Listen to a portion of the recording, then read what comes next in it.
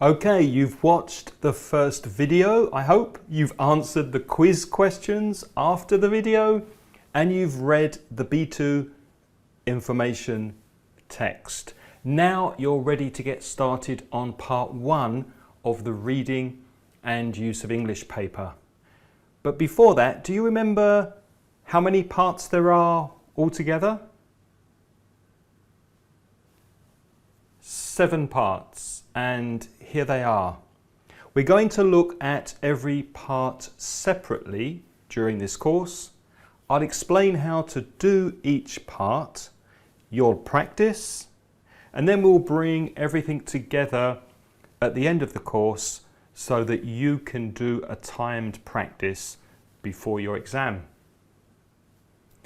So, how much time do you have to do all 7 parts? Do you remember? 1 hour and 15 minutes. Now, the first 4 parts are shorter tasks that focus on grammar and vocabulary. And tasks 5, 6 and 7 are longer and they focus more on reading comprehension. So you'll need more time to do these because there's more text.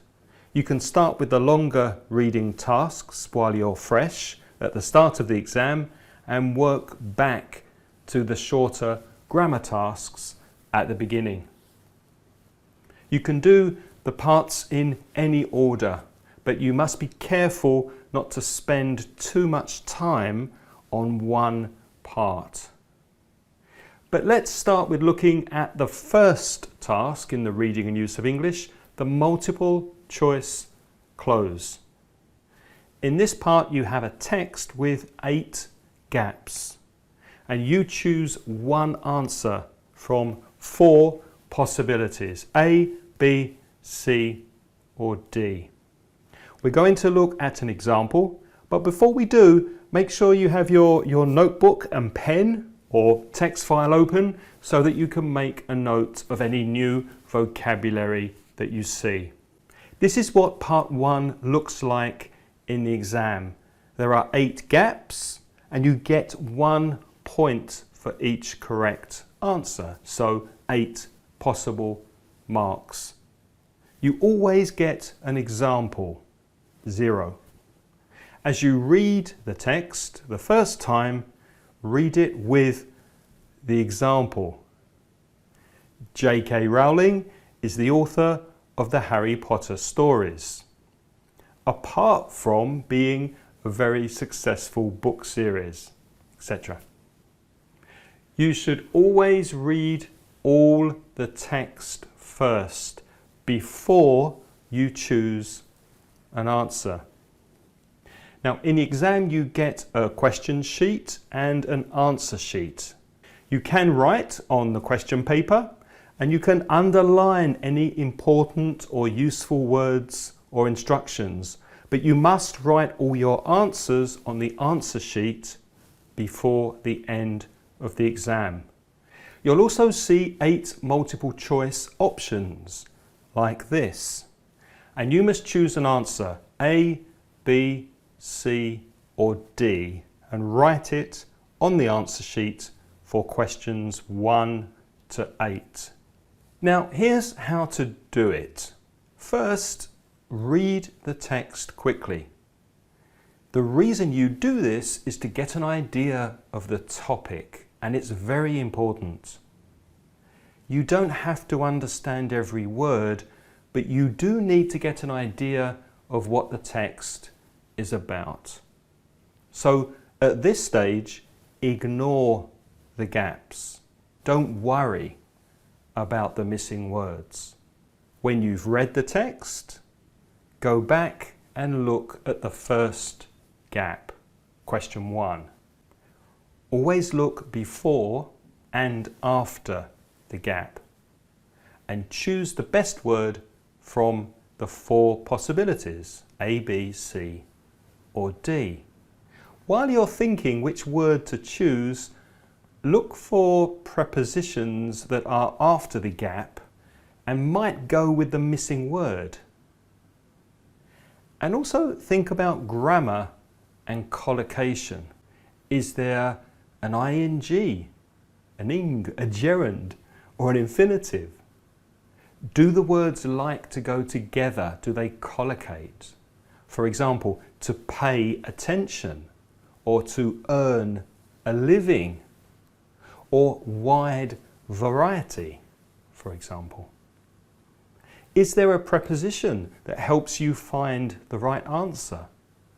Like to apply for a job, or interested in a hobby, or in the example in this exercise, apart from being very successful. And always choose an answer. This is true for every part of the exam. If you guess and it's wrong, you don't lose marks. So why not guess if you don't know?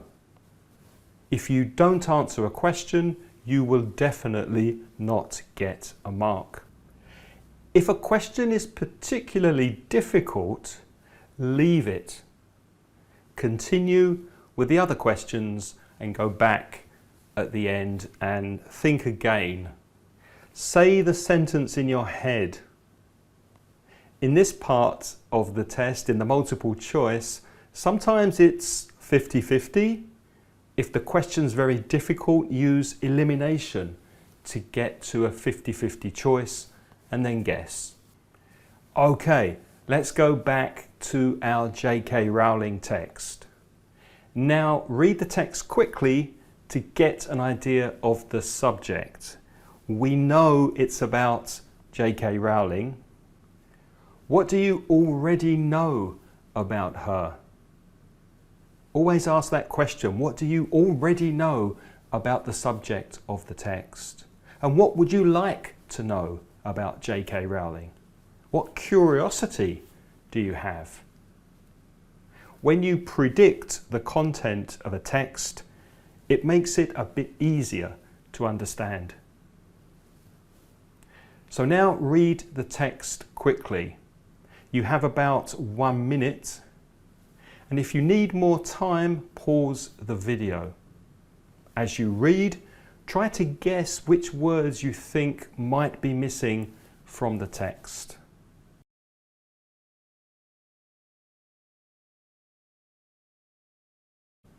Have you read the text? Great. Now let's do the first question together. J.K. Rowling. J.K. Rowling is the author of the Harry Potter stories. Apart from being a very successful book series, Harry's adventures have also been marvellously to the cinema. Marvellously adapted, marvellously adopted, marvellously invented, or marvellously revised. Look at the 4 possibilities, A, B, C, D.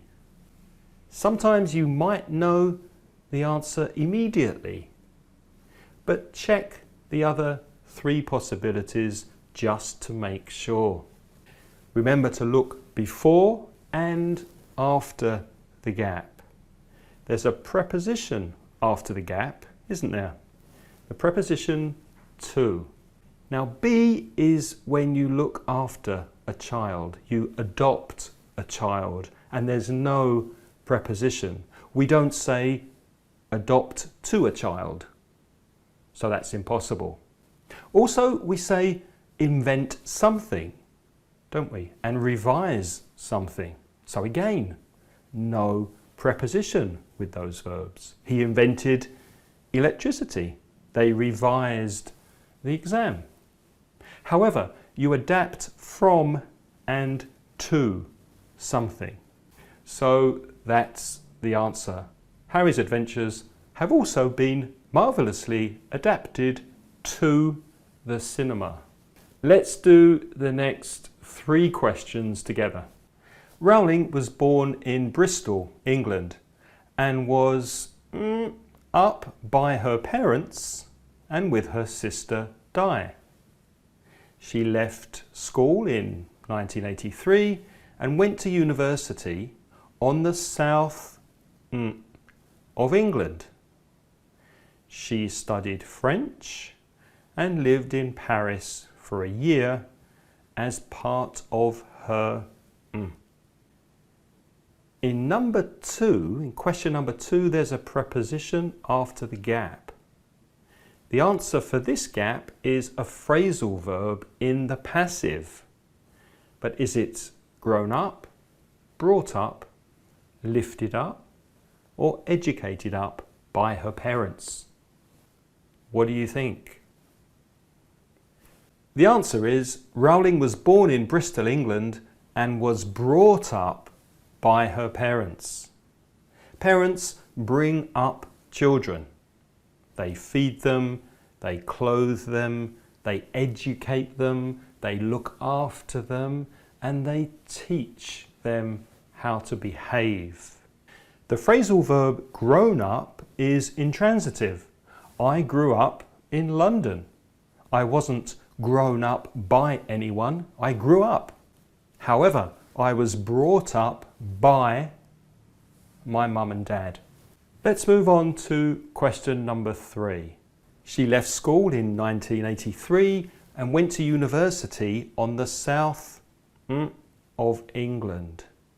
The South Beach, the South Resort, the South Sea, or the South Coast. This is a collocation question. Which collocation is more common? South Beach, South Resort, South Sea, or South Coast? What do you think? The answer is D, coast. Resort likes to collocate with words like holiday, a holiday resort, or seaside, a seaside resort, or ski, a ski resort, or tourist, a tourist resort. South Sea, can we say South Sea? No, not really. It's not common to say that in English. There's a preposition before the gap, isn't there? The preposition on. We say on the coast. I live on the coast. She went to university on the south coast of England. Let's look at question number 4. She studied French and lived in Paris for a year as part of her degree, career, exam, or signature.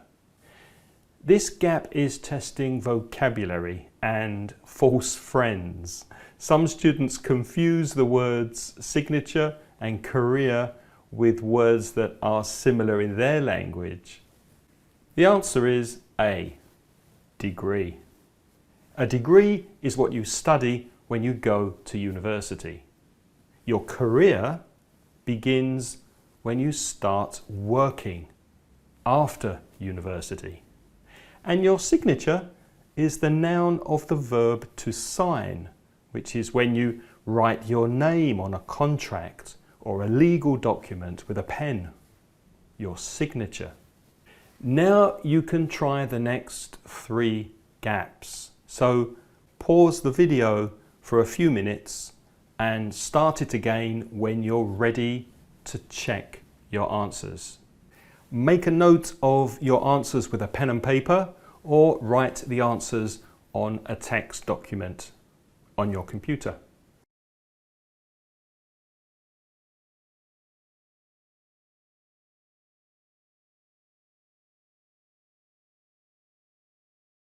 Okay, are you ready to check?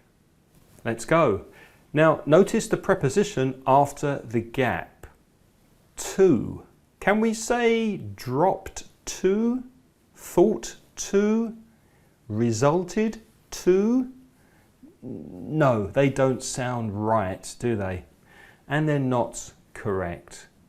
We say occurred to someone. An idea occurred to me this morning. Or has it ever occurred to you that English could be fun? Before we check the answer to number 6, let's look at number 7 first. because number 6 is a connector and it's in the same sentence as number 7. So it helps us to have the answer to number 7 first. It says, the first few pages are not at all similar to the book. Notice the preposition to. We can say something is like something or not like something, but there's no preposition. We don't say this is like to something. And resemble is a verb, to resemble something. In gap 7, we need an adjective, not a verb. So resemble is impossible. And we never say resemble to. We would say it doesn't resemble the book. And we would also say it's not different from the book. That's why the answer must be D, similar, similar to the book. We can find the answer by eliminating the impossible choices. Now number 6. The answer to number 6 is B, although. Use although or though to contrast ideas. The car was destroyed although no one was injured in the crash. The car was destroyed though no one was injured in the crash. The word since has more than one use. It can mean because. For example, I'll cook dinner since you're so busy means I'll cook dinner because you're so busy. The word besides means in addition or as well. It's a nice day for a walk. And besides, I need the exercise. I'm capable of passing this exam and a lot more besides. Despite is not possible by itself because there's a verb phrase after it. We need to add the fact that. So we're left with B, although. Although is the best answer. Are you ready for the final question? Her book was finally for publishing, and Harry Potter took his place among the greatest literary characters of all time. The verb agree often has a preposition. You agree to do something. So agreed is not possible because the text would say agreed to publish something. The phrasal verb in B, to talk over, means to take control of something. For example, to take over a business, to take over a company, to take control or to take charge. For example, you take over the barbecue for a minute while I get a beer. Allowed is not possible either. We would say her book was finally allowed to be published. So the answer here must be C, accepted for publishing. So that's part 1 of the use of English paper. Part 1 mainly focuses on vocabulary, words with meaning, like verbs, nouns, adverbs, adjectives, etc. You may be tested on the meanings of words, for example, degree, which can be a false friend in some languages, Korea. You'll also be tested on the grammar of words, occurred to, for example. It didn't occur to me. You'll be tested on collocation, how words go together. For example, on the coast, on the east coast, on the west coast, on the north coast, on the south coast. I live on the coast. You may be tested on phrasal verbs, to bring up, for example. She was brought up by her parents. And you may be tested on linking words like although, however, in spite of, nevertheless, due to the fact that, etc. A great way to improve your performance in this part of the exam is to read in English. So if you aren't reading in English regularly at the moment, now is the time to start. Just make sure you're interested in what you are reading. Choose a book or a blog or a website that's connected to your hobbies and pastimes, and read as much as possible in English before the exam. That's what the first part of the reading and use of English looks like. Did you make a list of any new words or useful information in your notebook? If you haven't, please go and do it now. Write down any new words and expressions from this video. Now let's see what you remember. Take the quiz for this lesson and check your answers when you've finished. Then do the exam practice activity in the Word document in the supplementary materials. The exam practice is about Clint Eastwood. So what do you know about Clint Eastwood? What would you like to know about him? Don't forget to read all the text before you start choosing your answers. You'll also see the J.K. Rowling text in PDF in case you want to print it and repeat the exercise by yourself to try and get 100% correct. In the next lesson, we'll look at part 2 of the reading and use of English paper, the open close. How is the open close different from part 1? And what's the best way to do this part of the exam to get the highest possible mark? I'll tell you everything you need to know and give you some practice at doing the open close in the next lesson.